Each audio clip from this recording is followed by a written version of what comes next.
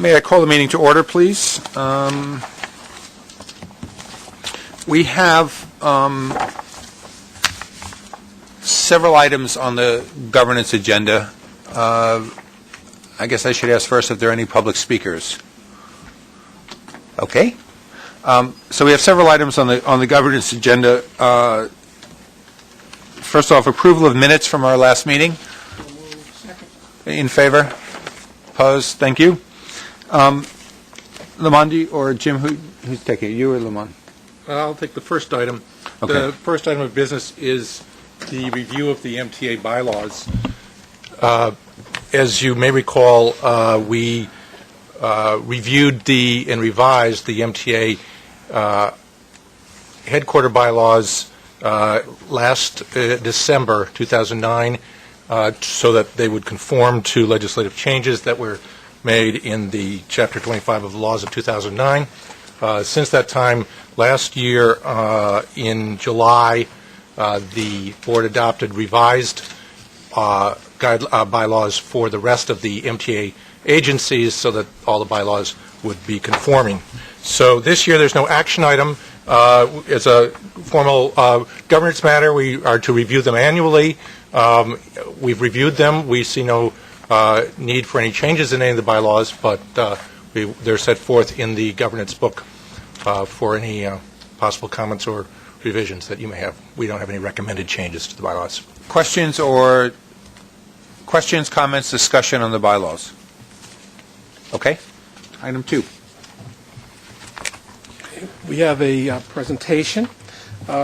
Recently, the Authority Budget Office issued 2 new policy guidance documents.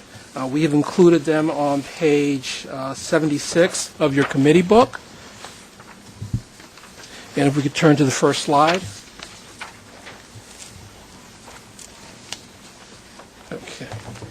The first guidance document that was issued was done on February 1st, 2011, and it deals with what are called compliance reviews by the Authority Budget Office.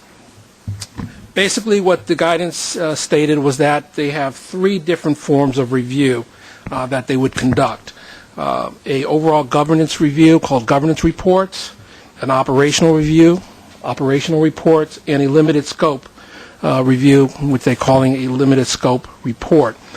The difference between the 3, as you can see from the slide, is that the governance report reviews whether authority has adopted governance principles codified in the, they call the 2 acts, and in other applicable state laws. We're referring to the Public Authority Reform Act and the Public Authority Accountability Act. They also do operational reports. Basically, you issue the policies, you issue the guidelines. Operational reports look to how well we adhere to those guidelines and policies that we've adopted.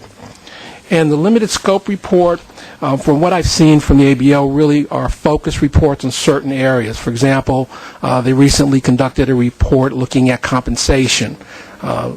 So they have, those are the type of areas that they look at.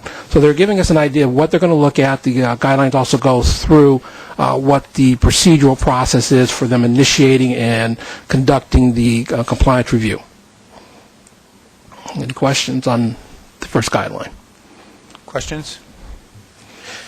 Okay. The second, if we can go to the next slide.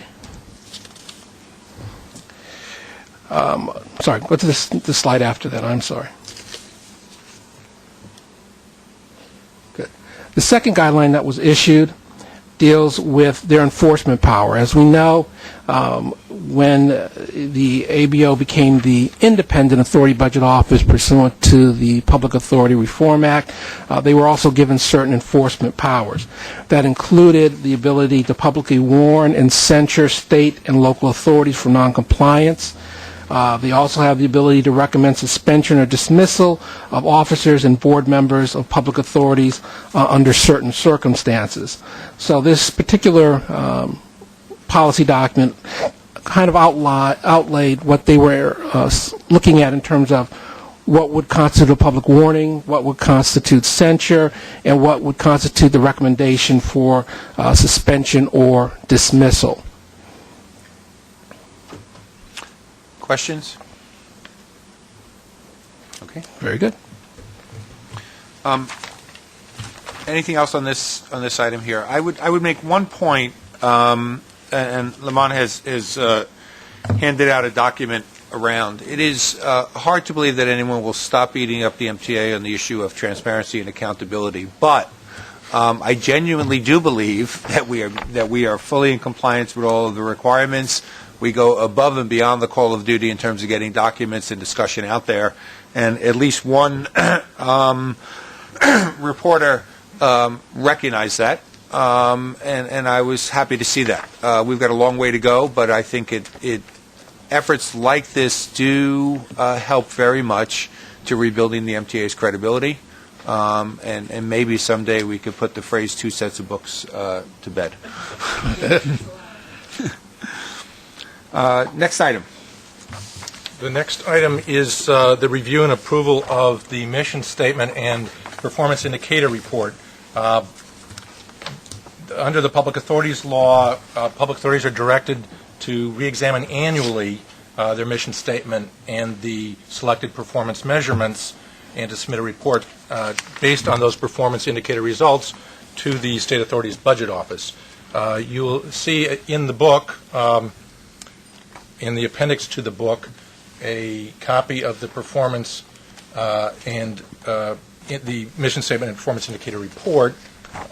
It assembles the measurement indicators. Frederica Cuenca is here to address any questions about the report.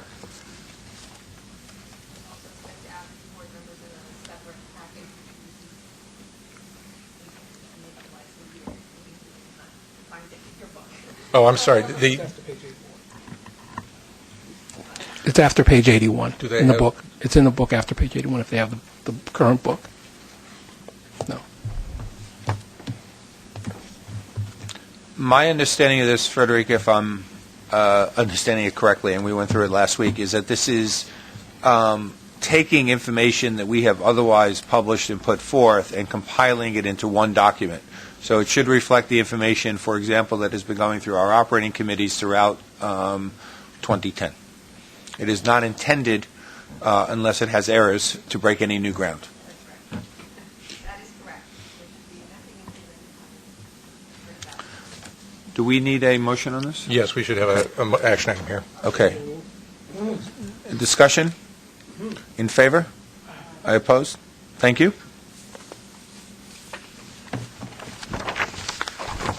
That leads us to the action, not an informational item that Lamont Kearse is going to review. Under the Public Authorities Law, Section 2024-1E, is a list of policies that public authority boards are to have adopted, and this is a internal control devices to make sure that we've done that. So, Lamont, do you want to review that? Okay.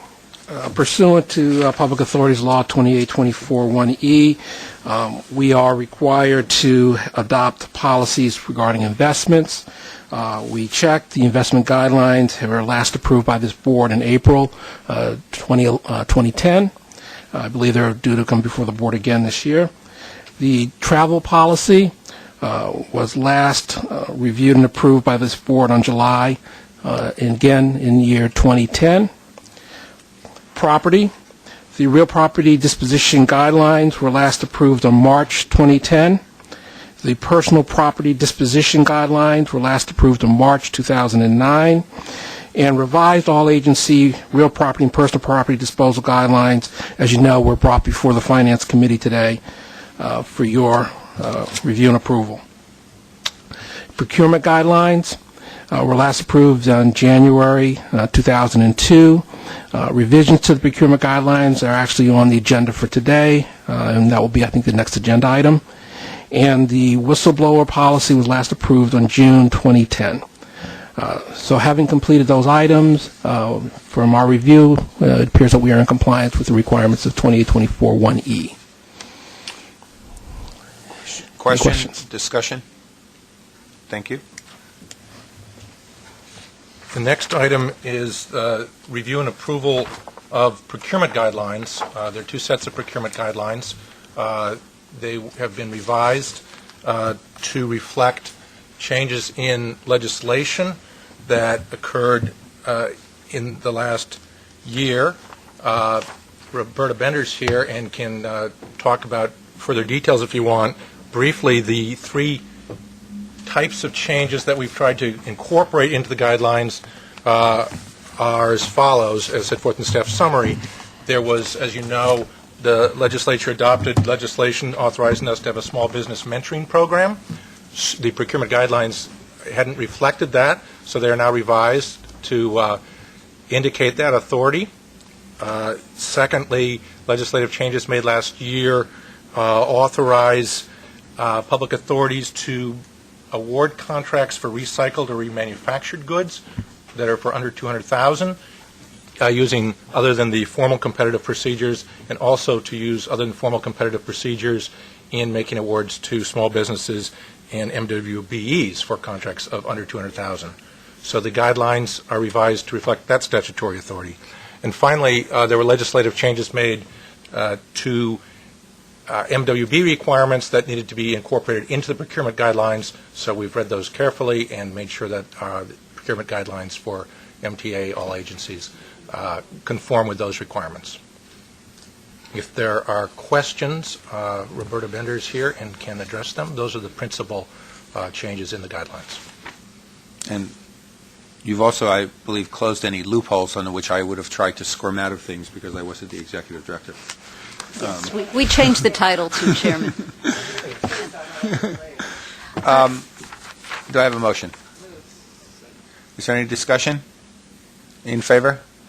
Opposed? Thank you. And we have a need for a brief executive session. If I can have a motion to go into exec session? To a second? To address a matter made confidential under state law.